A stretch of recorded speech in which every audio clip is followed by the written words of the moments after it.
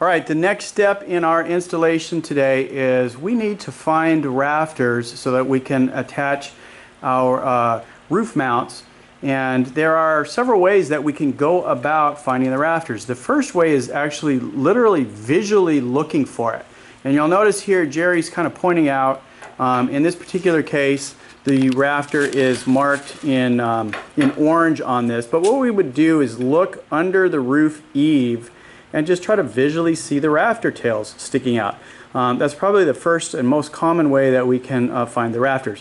Once that is done, and Jerry's going to, both Jerry and Tyler are going to make an example of this, is we're going to mark visually from the top of the roof where that rafter is. And you'll notice Jerry's holding up a pipe, and then Tyler is walking by and marking where those rafters are. And so Jerry's usually quite a bit below. You can use a tape measure, you can use a piece of pipe, and then we're simply marking each of the rafters on the roof so we visually know where they are.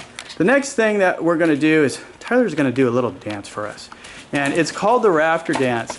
And sometimes it's hard to see, but as he's walking up and down on the roof, you can see the roof flexing.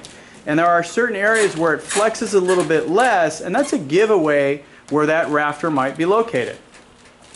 Another way, next way, is using a stud finder. And we have a stud finder on the roof. What you need to do is you need to set the stud finder to deep scan, and then just as if you were trying to find structure in the wall, lumber in the wall, we are looking for the rafters. And he just drags it across and sees if it's possible for it to locate it. And in this particular case, you can hear that it seems like it might have found it. This has mixed results. It depends on how thick the roofing material is and so forth. It depends on the type of roof. You're typically not going to do this, with a tile roof. Again, you need to set it to deep scan if you're going to attempt it. Oftentimes, there's a 50-50 chance of it working, so we don't even bother using the stud finder.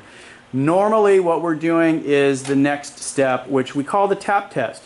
And so Tyler is taking a hammer, and he's able to actually knock on the roof and listen for density.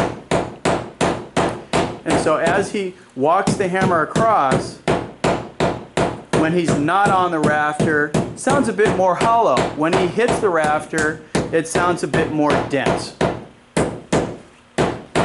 Tyler also can use a pry bar to do the tap test as well. So he's just used the hammer, and then this is a pry bar. And then you don't need to take a hammer up to the roof.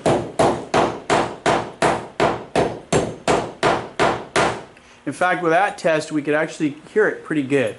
And hopefully you can hear it in the video as well. And so those are the ways that we normally are locating the rafter on the roof.